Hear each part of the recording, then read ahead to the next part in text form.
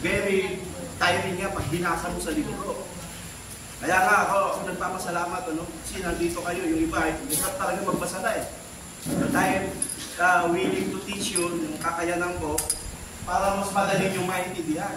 Yung original na pangalan ng Diyos, sa wikang Hebreo, makikita mo yung salitang YHWH. Na kapag isinasali na sa King James, New American Standard Bible, para malaman nyo na yun ay tetragrammaton, yung apat na, ulitin ko yung apat na katinig. 5,321 times used in the Old Testament para malaman natin na yun ang salita, pangalan ng Diyos, capital L, capital O, capital R, capital D sa Bible na English. Sa Tagalog, hindi nyo na makikita yan. Pinanatili ng King James, pinanatili ng New American Standard Bible, ang salitang Lord, para maintindihan natin na yan ang pangalan ng Diyos na original. At isinasali ng iba na Adonai Lord. So, kaya lumitaw yung Jehovah. By 900th century, yung YHWH, dinagdagan nila ng katinig Yahweh. Sinalin sa wikang Ingles ng mga Masoretes, ng JHBH, nilagyan ulit ng vowels, at tinawag na Jehovah. So, kailan lumitaw yung Jehovah? Sa panahon ng 900 AD, sinong sumulat? Mga Masoret. Sino yung Masoret? Mga skriba at translator. Kaya pag may kumatok sa inyo, ang pangalan ng kami po yung mga saksi ni Jehovah, nakita nyo ba siya? Kasi bakit kayo tinawag na saksi? Diba? Ang saksi, nakasaksi. O nakarinig lang kayo. So hindi kayo saksi. Mga listener. Diba? Then, yung Jehovah ay kailanman hindi lumabas sa mga Bible na binasa ko kanina. Latin Vulgate, Septuagint. Kailan lang? 900 AD. Maging 1,000 taon na. Baka saka lang lumabas yung salitang Jehovah. Naintindihan nyo ba mga kapatid? Kaya pag binasa mo sa wikang English, God spoke further to Moses, I said to him, I am the Lord. Yung original niyan ay YHWH. Mga ibang pastor, hindi naintindihan nito. Basa lang ng basa. Pero mga kapatid, pinagtala kayo ng Diyos. Now, you have now the information. At itong informasyon na ito, magagamit nyo sa inyong pagtuturo. Kaya yung mga kulto-kulto na yan, hindi yung makakalusot. Nag-aral dito ng wikang Griego. So, it is an opportunity. Tataka na ako, dapat marami tayo lalo ngayon kasi libre ito. Subukan nyo mag-enroll. Kung magkano ang tuition, sa eskwelahan na pinag-aralan namin sa Bethel, 60,000 per semester. Ilang bubong na yan para palitan yung bahay ng churches natin. Diba? Kasi ang puso namin dito sa SCD, makatulong kami sa lahat ng pastor na naglilingkod sa Diyos. Wala kaming hinihinging kapalit. Ang kapalit lang, magturo kayo ng tama. No? Yun lang ang aming hinihiling, mga kapatid. No? So, di tayo magtatagal dyan. Pero bibigyan ko pa kayo ng konti. Ng kunting wika. So, yung Lord, original YHWH. Kaya nakikita niyo yung capital L, capital O, capital R, capital D. Sa original na Bible, YHWH. Tinranslate nila ng L, capital lahat, L-O-R-D, para malaman nyo, yun yung pangalan ng Diyos sa original na pagkakasalin. Now, yung salitang God sa wikang Hebreo ay Elohim. No? Elo, singular. Pag may im, plural. Singular in form, plural in meaning. Pamilya. Singular in form, pero yung pamilya, ibig sabihin nun, may tatay, may nanay, may mga anak. Kaya yung Elohim, may ama, may anak, at may Espiritu Santo, pero iisa lang siya. Pilipinas, Luzon, Visayas, Mindanao.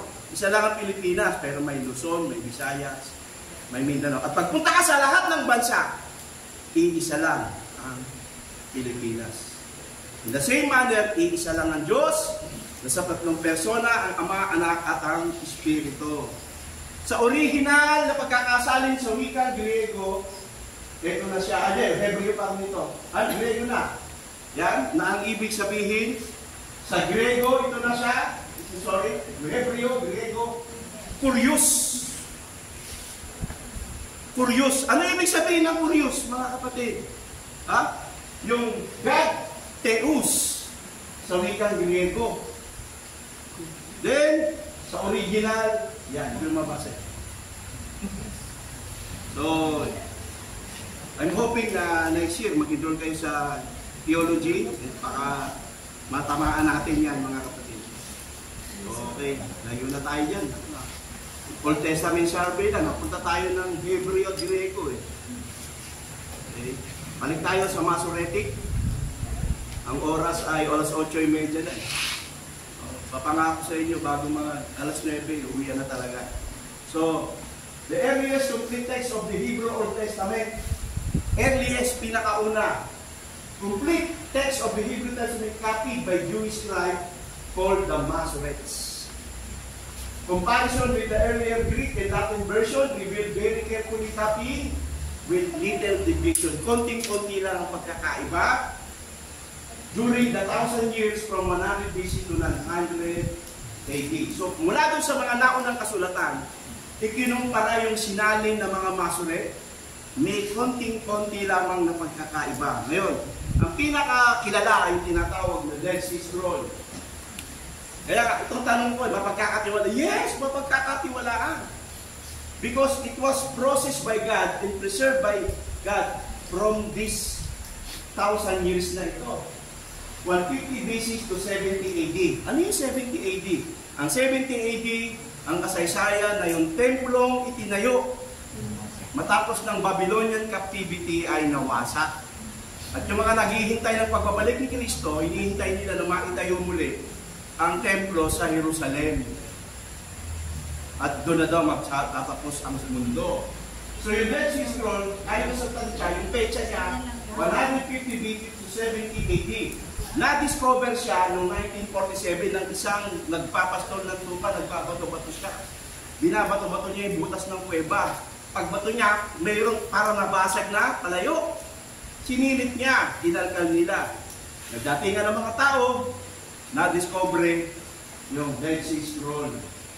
Compared with the Masoretic text na 900 AD, they confirmed the careful copying of the Jewish scribe for over 1,000 years. Napagtanto nila, halos 1,000 taon na pala ang petsa nitong Dead Sea Scroll. Mula Genesis hanggang Malakias. At may mga iba pang kasulatan na kasama na ipinumpara sa isinali ng Masoret. Konting spelling lang ang nagbago. Pero yung diwa ng kwento at mga pangyayari, intact. Ngayon, yung Septuagint na 200 BC, the Greek translation of the Old Testament, 200 BC by 17 scholar, kaya LXX. It also compared the accuracy of the copies, ikinumpara din sa Dead Sea Scroll, ikinumpara sa Latin Vulgate. Sa LXX, nakita nila na halos walang pagkakaiba. Kaya sabihin ng mga Muslim, maraming mali yung Bible nyo.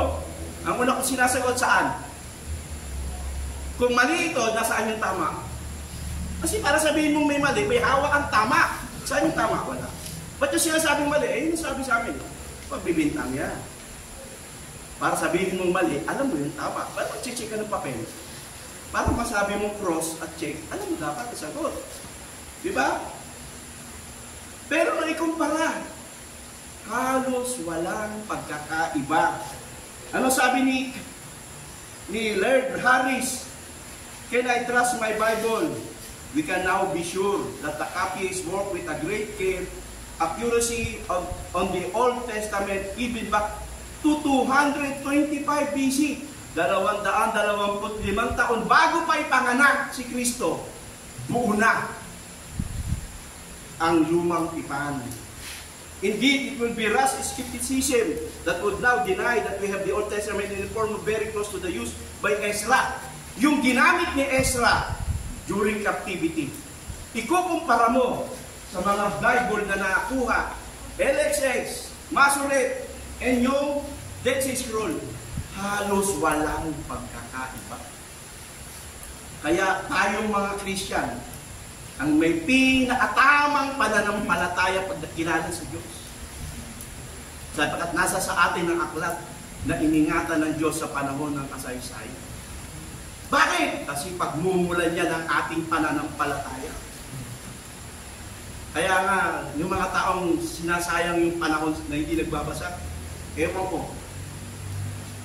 No? Sabi ng dadugtong ko pa, we have our Old Testament in a form very close to the use of Ezra by Ezra when he taught the word of the Lord to those who had returned from the Babylonian captivity. Matapos silang makalaya, basahin niyo ang aklat ni Ezra, nagturo siya. Buo na ang lumang tipan. Now, sa bagong tipan, the number of the manuscript, over 4,000 Greek manuscript, 13,000 copies of the portion of the New Testament Greek. Yung bagong tipan, 27. Yung mga manuscript niyan, makakakita ka ngayon sa mga National Museum sa iba't ibang bansa ng 4,000 kopya sa wikang Hebreo. Pwede nyo pang i-research, pwede nyo i-download. Gusto nyo, Mateo, Marcos, pwede nyo i-download yung Puri. Actually, hindi. Kopya, manuscript from the word manu, manual na kinopya, manuscript. Existing siya. 4,000 na manuscript at yung mga tipak-tipak na kulang-kulang, 13,000 copies of the portion of the New Testament in Greek. The location of the manuscript found in various places, Egypt, Palestine, Turkey, Syria, Turkey, Greece, Italy. Making pollution, yung sabuatan ay malabong mangyari. Because yung panahon nila malaagwat, malalayo. No? Hindi po pwedeng merong tinatawag na sabuatan. Okay, the date of the manuscript, several papyri, yung mga parang mga tipak-tipak na papel, mga kapatid, have been dated within 50 to 100 years of the original. Ibig sabihin, kung ito yung original, kinopya, may kumopya sa original, ito yung mga kinopya, na-preserve yung original, mga kapatid, kung yung original na yun hawak mo, para ang nakakuha ng kontrata sa flood control. Napaka-valuable nun, napakamahal. Yung original manuscript ay wala na, pero yung mga kopya, meron 4,000 na kopya. Ganito itong sagutin ko eh. Nariyan pa po ba? So, several, nearly complete, kumpleto talaga sa wikang Griego. Within 300 to 400 years. Saan mo makikita? Yung Codex Sinaiticus na nakita sa Mount Sinai. Codex Alejandrinos, found in Alexandria, Egypt. Codex Vaticanus, nasa Vatican, Italy. Lahat yan, mga kapatid, pwede nyo basahin kung kaya ninyo. Mahahawakan ng inyong kamay. Pero, kopya na lang. Existing yan. Nakatago, hindi na pwedeng hawakan. Dahil pag hinawakan, madudurog. Naririyan, kapag marunong ka ng Griego at nagbasa ka ng Bible ngayon, pinumpara mo. Pareho. Why? Gusto ng Diyos, maligtas tayo. Kaya yung salita niya, pinanatili niya. Hindi niya hinayaang makurap, mga kapatid. The variation of the manuscript, the vast majority are minor. Ang diferensya lamang kung meron man, spelling, phraseology, modern translation often notes the difference in footnote. Makikita mo naman sa ilalim yung mga footnotes na kuminsan kulang ng footnote, mali ang spelling, nilalagay nila. So, only 1/2 of the person in question, no, only 1/2 of 1%, so 100%, yung 1%, kalahati nun lamang nun ang may mga katanungan. Compared to the 5% of the Iliad. Ano yung Iliad? Yung sinulat ni Josephus. No? Even then, it stated that no fundamental doctrine of the Christian faith rests disputed. Sa mga yan, ng 4,000 na yan, Vaticanus, Sinaiticus, kailanman ang pananampalatayang Kristiyano ay hindi nag-iba. At ang mga salaysay tungkol kay Kristo, himala na nasusulat, hindi nabago. Naririyan pa rin. No? It cannot be strongly asserted that in substance, the text, the Bible is certain, especially in this case with the New Testament. Sabi ni Frederick Onion, authority in the field of the New Testament textual criticism. Ano yung trabaho nun? Busisiin ang mga salita. Ikumpara sa mga sinaunang aklat. Ikumpara sa kasaysayan kung may pagkakaiba. Ang hirap na trabaho yan. Ni Sir Frederick Kenyon, pero ginawa nila yan. At napag-alaman nila, walang diferensya mula dun sa unang-unang mga manuscript at sa hawak nating salin ngayon na Bible. So other translation, more than 1,000 copies. Sa wikang, fragment in Syriac, Coptic, Armenian, Gothic, Ethiopic. 8,000 copies of the Latin Vulgate to St. Jerome, available, 8,000 copies. Dating back to St. Jerome, 400 AD. Writings in the early church father, 100 to 400 AD, early religious leader who left 1,000 of quotation in the New Testament, the writing. Even if all the manuscript mawala, lahat mawala, pwedeng mabuo ang New Testament gamit lamang ang quotation ng mga church father. Sino yan? Sino yung mga church father? You know? Irenaeus, Polycarp, Augustine, Origen, Martyr. The evidence is sufficient to show that the Greek text of the New Testament has been faithfully preserved. Iningatan. At ako'y naniniwala na nag-ingat ang Diyos para kapag nabasa natin ngayong panahon, pagmumula ng ating pananampalataya. Among the religion in the world, the most accurate ang dating sa history ay ang pananampalataya ng Kristiyano. Alam niyo po ba yan? Kumpara sa Mormon. Baka pwede naman natin palakpakan ng Diyos. Kaya yung aklat na binabasa ninyo ngayon, hindi basta-basta aklat yan. Yan ay dumaan na matinding pagsusuri, pag-i-screen. At ang nilalaman yan, siya rin nilalaman ng lumang mga aklat na kinopya ng libo-libo ng taon na nakalipas. So, recommended English translation, King James Version, no? New King James Version, ASB, American Standard, may mga aklat, nasanay na tayo dyan, makatampaling ka Biblia. Pues, panag-hermeneutics kayo, di ko pagagamit sa inyo yan. Recommended English translation, yung American, NASB, ASB, pwede rin yung NIV, silip-silipin. So, bibilisan ko na po, ano? The scientific knowledge of the Bible. Ano yung ibig sabihin? Alam nyo ba? Hindi pa nalalaman na ang mundo ay bilog. Sinabi na ng Bible. The roundness of the earth, Isaiah 40:22. Bilog ang mundo. Nung panahon na yun, ni Galileo, muntik siyang patayin. Ikulong at patayin. Bakit? Sabi ni Galileo, ang mundo'y bilog. Sabi ng Roman Catholic, ng Papa sa Roma, hindi. Flat tayo. Nabasa niyo ba yun? Sabi ni Galileo, hindi. Bilog. O, sige, tuloy mo yan para patayin ka. Kasi nga, pag kinalaban mo Papa sa Roma, heretic yan. Then sa Isaiah 40:22, mababasa mo, so kopyahin niyo yan. Mundo ay bilog. Sinabi ni Job, 26:7, ang mundo'y nakalutang sa kawalan. Noong unang panahon, ang akala nila, ang mundo nakasakay sa hawak ni Atlas at si Atlas nakatungtong saan? Sa apat na elepante at yung apat na elepante binubuhat ng isang malaking pagong. Kaya pag gumalaw, lindol. Pag nabasa tayo, pinawisan si Atlas.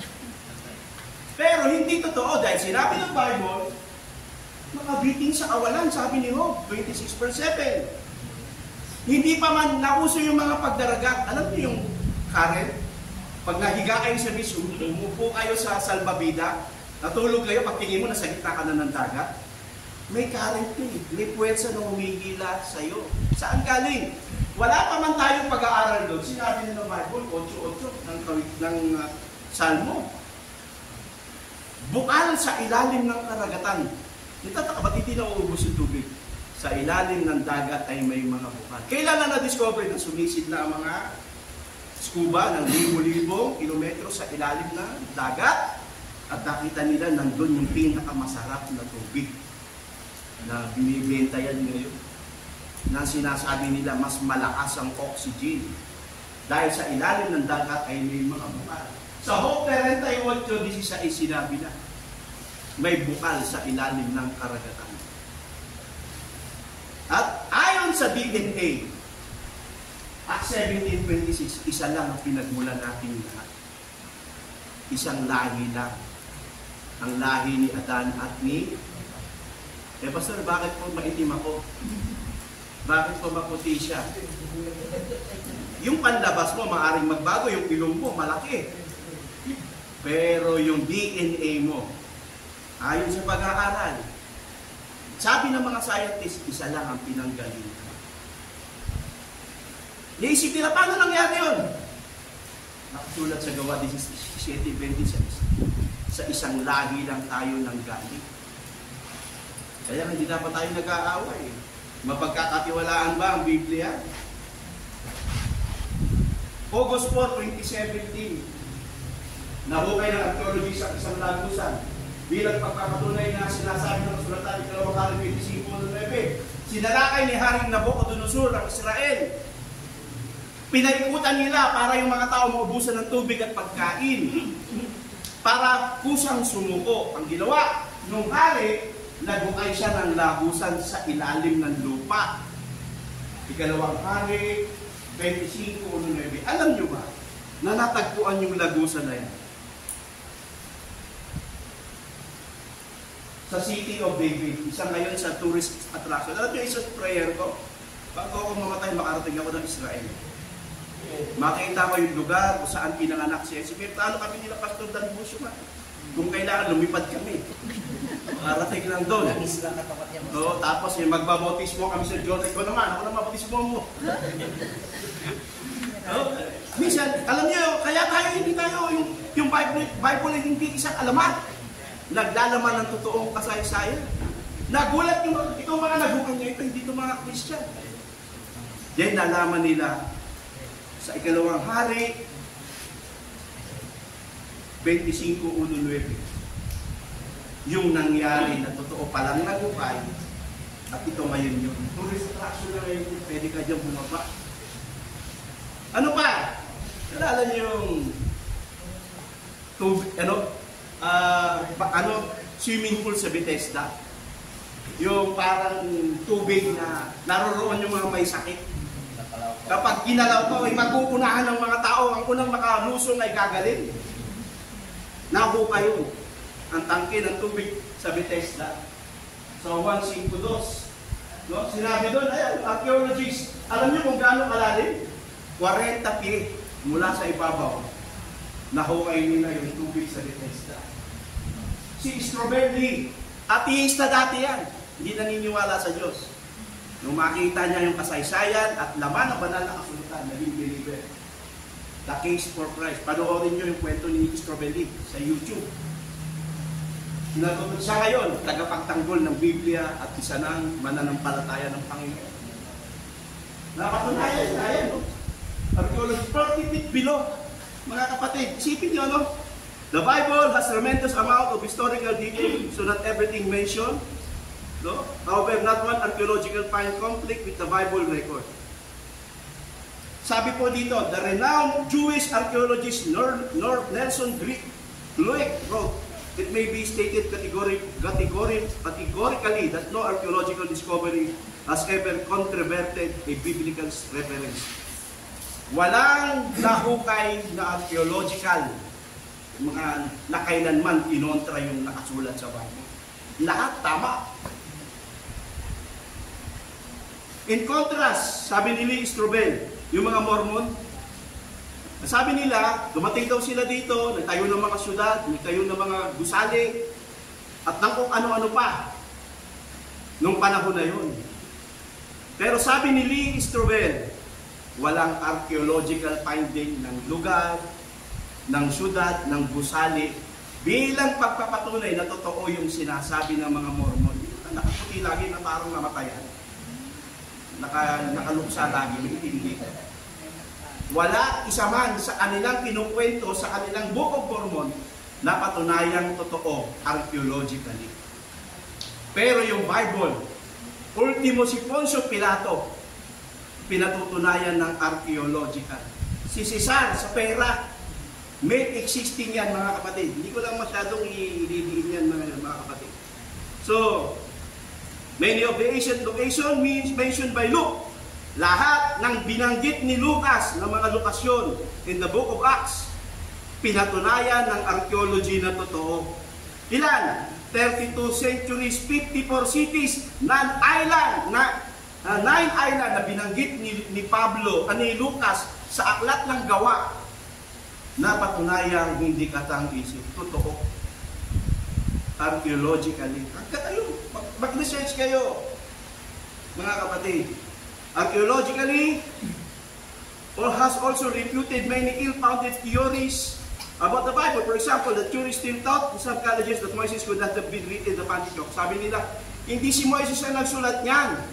Kasi hindi marunong si Moises. The first 5 of the books, because writing has been invented in his day. Hindi pa daw naisulat yung pagsusulat. Then archaeologists discovered the black steel.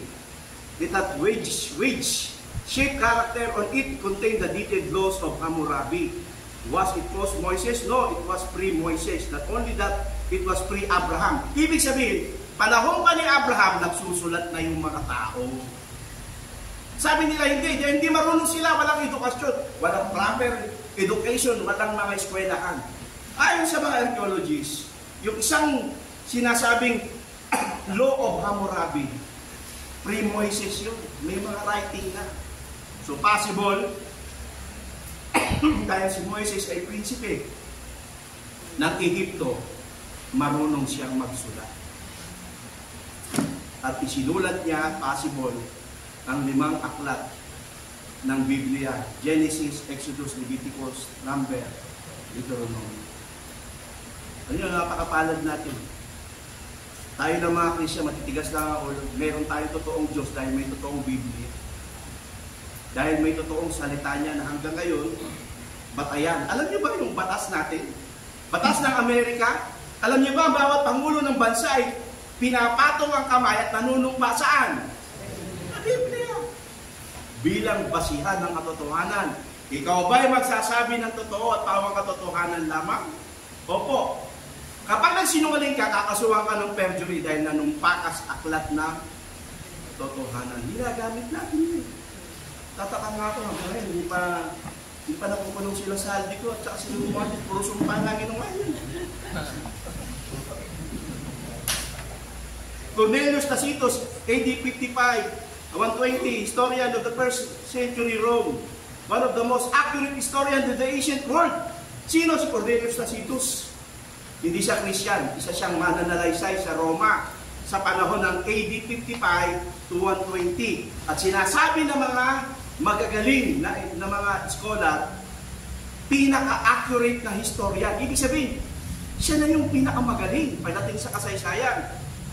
Sinabi, an excerpt from Tacitus tells us that the Roman Emperor Nero, sa panahon daw ng Emperor Nero, inflicted the most exquisite torture in a class called Christian. Pinarusahan ni Nero, ayon sa kwento ni Cornelius Tacitus, ang isang grupo na kung tawagin ay Christian, dahil ang leader nila ay Christus, Jesus Christ, from whom the name have its origin. Tinawag silang Christian dahil ang kanilang leader si Kristo. Matinding pagpapahirap, binabalatan ng buhay, pinapakain sa leon, nilalagari dahil sa kanilang pananampalataya. During the reign of Tiberius, the hands of one of Procurator Pontius Pilate. Ayan yung mga libro na sa baba. Pwede nyo research. Sinasabi ng mga historian, wala na yan sa Bible, pupunta ka sa kasaysayan ng Roma, hanapin mo ang aklat ni Cornelius Tacitus, mababasa mo ang isang pangyayari na kanyang sinulat na may mga grupo na panatiko, handang mamatay, kainin ng leon, lagariin, balatan ng buhay, sunugin ang buhay, dahil lamang sa kanilang pananampalataya, sa pagsunod at paniniwala na si Kristo'y muli nabuhay. Josephus Flavius, historian, AD 38 to 100, wrote about Jesus in Jewish antiquities. From Josephus, we learned that Jesus was wise man. Sabi ni Josephus, isang lalaki, tinatawag na matalino. who did surprising feat, taught many, one overpower among the Jews in the Greek, was believed to be Messiah, was accused of Jewish leader and condemned to be crucified by Pilate, and was considered to be resurrected. Ayun yung meron kayong pagkakataon kilalanin si Josephus. Nagsulat siya tungkol kay Jesus Christ, pero hindi siya Christian. Kasi si Josephus ay reporter. Nire-report niya yung mga pangyayari at tinago hanggang nabasa natin sa kasalukuyan ngayon tungkol sa isang lalaking pinahirapan at pinatay ng isang nagngangalang Poncio Pilato Busio. Kaladulas lang. Si Poncio Pilato Busio, babait yun. Kasi baka natutulog niya iba eh. Lalo na kung history na tayo. The verbal plenary inspiration. Sa ulohin nyo to. 2 Timothy 3:16 to 17. At 2 Peter 1:21. By next meeting, ini-expect ko sa ulado nyo yan. Oh, okay, tapusin na po natin kasi tingin ko nahihirapan na ako eh. Psalms 19 verse 7, the law of the Lord is perfect, restoring the soul. The testimony of the Lord is sure, making the wise the simple. Any question?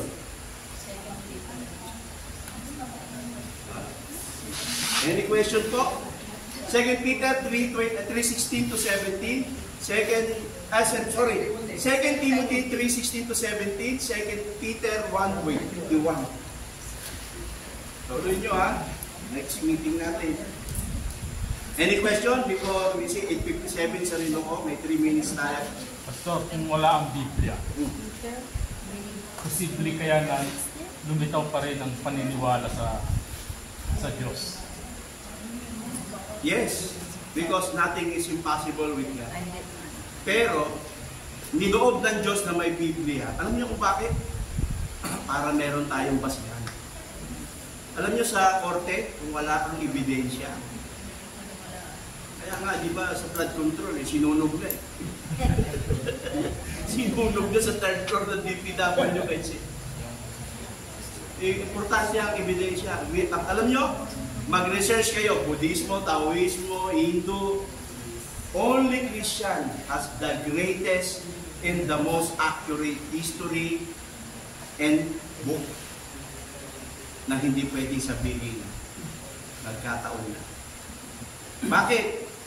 Ang mga bansang malalakas at makapangyarihan, England, ginano ang kanilang batas, alituntunin sa banal na kasulatan. Ang Amerika, superpower, ginango ang kanilang batas sa Biblia. Ang Pilipinas, ang tingin nyo, saan nyo ginango yung batas natin? Sa Biblia. Kasi sa buhay. kaya ako naitanong yun, nung panahon na yun, mayroon mo ng mga existing na mga religion, katulad ng mga... Tama ka. Pero bakit... Alam nyo, tama yung sila. Ito mga day, naglalaro na no, mayroong bagong tumubong ugat sa ulo ni Pastor Jerry. May mga existing na religion na yun. Bakit kakaibang Christianity? Sa Christianity, yung patay binubuhay, yung bulag nakakakita, yung may sakit gumagaling, yung sinasapian, nagbabalik sa katinuan. There is signs and wonder. And pinakamahalaga, a life transform. Si Pablo, dating mamamatay Kristiyano, persecutor, nung matagpuan niya si Kristo sa daang Damasco, nagbago yung buhay. Why? Sino tayo? Ako. Hindi nyo ako kilala eh. Hindi ba kilala ko paano ko sabihin ko sa inyong killer ako? Killer ako ng mga babae. Paano? Hindi nyo ako kilala. Hindi nyo alam kung sa paano. Tayo dito lahat. May mga kanya-kanya tayong patotoo. Pero isa lang ang masasabi natin, binago tayo ni Kristo. Amen. Paano nangyari yun? Ewan. Yun ang himala. At ang pinakamalupit na himala, yung mabago yung puso natin, Ayaw na natin na nanloloko ng tao, ayaw na natin na nabubuhay sa bisyo. Gusto natin maglingkod. Kaya kami nasa church kayo lahat eh. Para bigyan ng kapurihan ng Diyos natin. Bakit? Niligtas niya kayo para paglingkuran siya. Nasa sa inyo ngayon yung Soli Deo Gloria. Mamamatay ako para lang sa kaluwalhatian. Sabi ni Pablo, to live is for Christ, to die is to gain. Hindi na mahalaga sa akin ang aking buhay. Ang mahalaga si Kristo na. Galatia 2:20, hindi na ako nabubuhay. Si Kristo na ang nabubuhay sa akin. At ang buhay na ikinabubuhay ko ngayon, ikinabubuhay ko sa kanyang anak na nagbigay sa akin ng buhay. Kaya sabi ng 2 Korintos 5:17, ang sino mang na kay Kristo ay isa ng bago nilala. Palakpakan niyo ang Panginoon. And one day, paglabas natin dito, pumunta tayo sa mga bahay-bahay. Sasabihin natin ang kabutihan ng Diyos na ginawa sa atin. Hindi man tayo masyadong magaling sa Bible, sa mga theology, pero kung si Kristo ang bukang bibig natin na siyang pinipitig ng ating puso, may isang tagapagturo na magiging kasama ninyo palagi, ang banal na Espiritu, magtuturo sa inyo ng lahat ng bagay na sinabi ni Jesus. Kaya wala yan sa galing. Wala yan sa husay. Nasa pusong pinapatnubayan ng Diyos. Amen? Amen. So, pwede na tayo manalangin. Ay, pwede. O, tanong. Mari daw bang ganun contact ang mga? Yun nga, sinasabi ko eh. Kung may context saan.